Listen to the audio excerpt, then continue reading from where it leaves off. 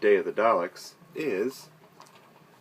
On Earth in the 22nd century, Daleks have enslaved the planet, and humans live in fear of their masters. Meanwhile, back in the 20th century, a peace conference is urgently needed to prevent World War III.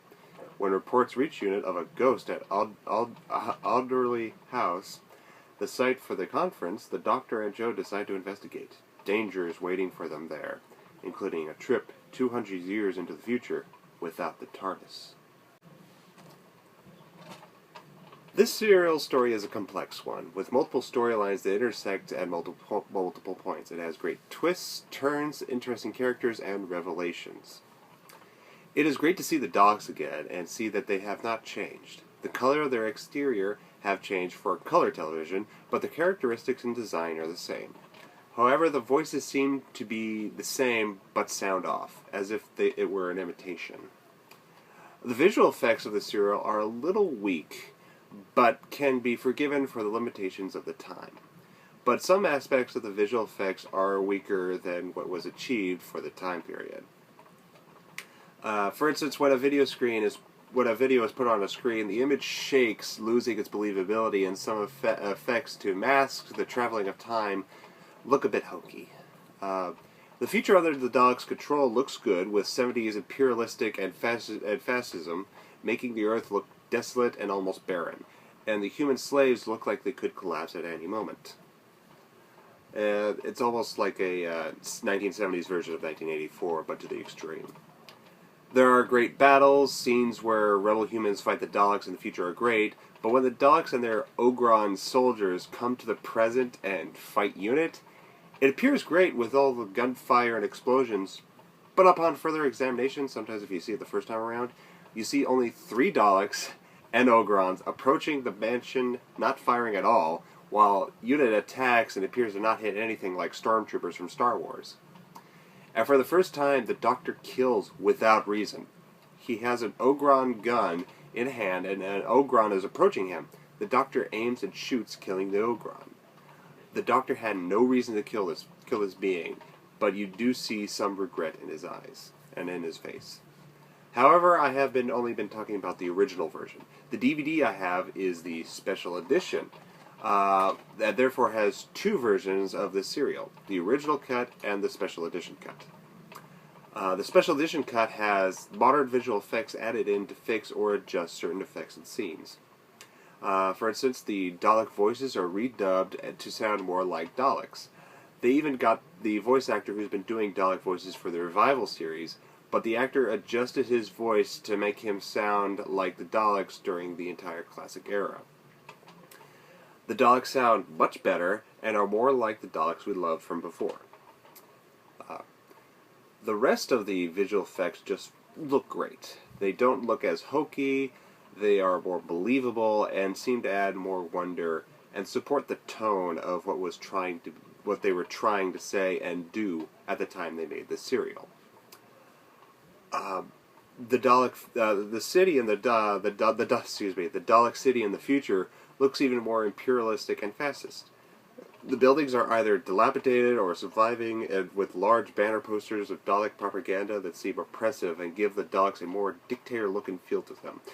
It's the 1984 to the extreme, in a way. The great battle at the end of the serial is more climactic, more epic. There are more Ogrons and Daleks. They all shoot at UNIT to make it look more like a battle. There are more explosions. It looks more like a battle and therefore more tense and exciting. It's like the D-Day battle almost. In a sense it is, because the Daleks want to cause World War III, whereas the humans want to prevent World War III. So it is. The scene where the Doctor kills an Ogron is adjusted and made better. This time the Ogrons are shooting at him, and the Doctor is left with no choice but to kill in self-defense. He still has that regret on his face, but at least he's more like the Doctor in this version, and in a way keeps to the promise that he kept to himself. So if there's a version I prefer and recommend, it is the special edition version. The original is still good to watch, and nice to see what was accomplished at the time, but the special edition adds more and keeps to what you would expect from Doctor Who. In the first episode of this serial, a rebel travels back in time to kill an ambassador, but fumbles and goes back to the future. Later, Joe asks the Doctor why he didn't just go back and fix it. The Doctor explains it is due to the Blinovitch limitation effect. And this is something that's actually part of time travel in science fiction nowadays, period.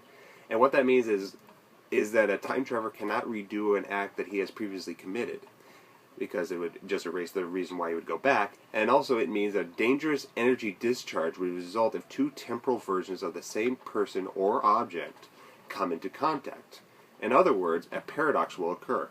This effect is referenced several times throughout the entire series, both in the classic and revival series.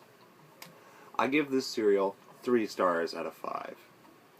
For 5 years, the Daleks were not a part of the series.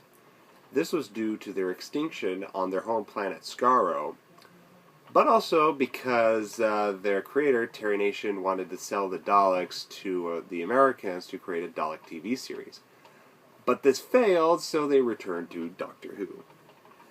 Now in the script, there is a scene that references the rebellion between the humanized Daleks and the regular Daleks in the serial The Evil of the Daleks, where we last saw the Daleks, starring the second Doctor, explaining that the humanized Daleks lost and that the Daleks were not destroyed.